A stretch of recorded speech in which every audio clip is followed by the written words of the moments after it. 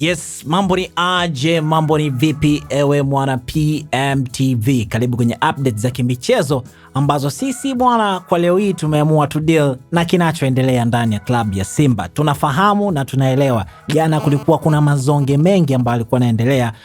Mashabiki na wanachama mbalimbali wa klabu ya Simba waliitisha press zao wakizungumza yale ambao wao walikuwa wanaona ni sahihi kwa upande wao, lakini sasa baadaye dakika za jioni mwenyekiti wa klabu ya Simba nikiwa namzungumzia Murtaza Mangungu naye alipata wasaa wa kuzungumza na kutoa ya moyoni, lakini moja kati ya vitu ambavyo alivizungumza ni kuhusiana na kujibu kauli iliyowahi kutolewa na aliyewahi kuwa mfanyakazi wa klabu ya Simba nikiwa namzungumzia Mwina Kaduguda. Kwenye kauli ambayo aliitoa Mwina Kaduguda ni kwamba mwenyekiti wa klabu hiyo Murtaza Mangungu, uongozi wake na utawala wake ulitakiwa kukomea tarehe 22 ya mwezi wa kwanza mwaka 2026, na hii ni kutokana na kipindi chake cha miaka 4 kuweza kutamatika, kwa sababu uchaguzi yeye alizungumza kwamba ulifanyika tarehe 22 ya mwezi wa kwanza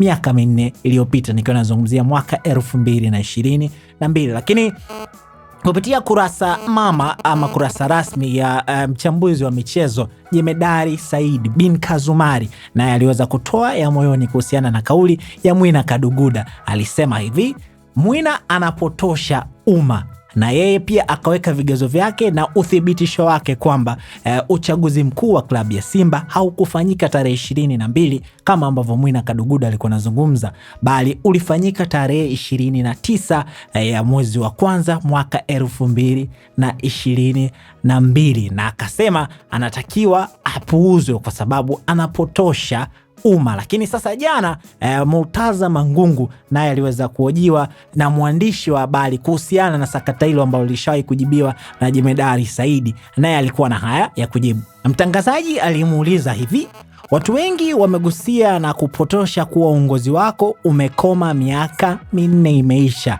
Mangungu akajibu: muangalie huyo mtu, mpime kama kapiga vitu.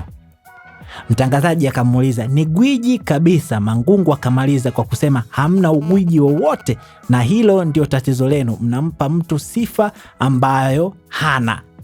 Hii imetafsiriwa kwamba ni kauli rasmi ambayo imeenda kujibu kauli ambayo aliwahi kuizungumza Mwina Kaduguda ya kusema kwamba uongozi wa Murtaza Mangungu unatakiwa kufikia ukomo kwa sababu siku zake za kuitawala klabu ya Simba kikatiba zilikuwa zimekwisha tamatika. Lakini pia nikukumbushe kwamba huyu Mwina Kaduguda ashawahi kuwa mwenyekiti mstaafu wa klabu ya Simba, lakini pia ashawahi kuwa katibu wa zamani wa TFF ama ikifahamika kama Fati kwa miaka hiyo ya zamani. Sasa wewe pia hakikisha unatuachia komenti yako hapa, umeichukuliaje kauli ambayo imetoka kwa Mwina Kaduguda, lakini pia kauli ambayo imetoka kwa Jemedari Said, lakini pia kauli ambayo ameitoa mwenyekiti wa klabu ya Simba kuhusiana na madai haya ambayo yanasema kwamba muda wake ndani ya klabu ya Simba umeshatamatika. Lakini sasa nikwambie tu mpaka sasa haifahamiki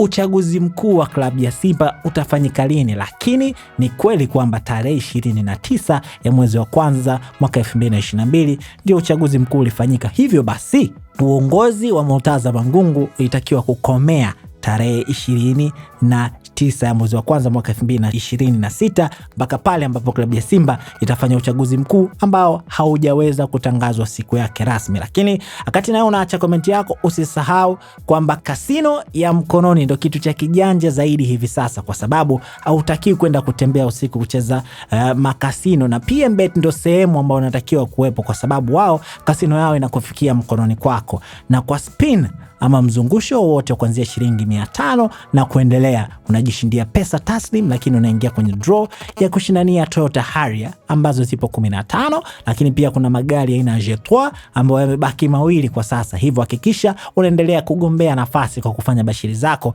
kwenye michezo zaidi ya 5000 ambayo inapatikana kwenye website ya pmbet.co.tz. Mimi naitwa Raymond Elias.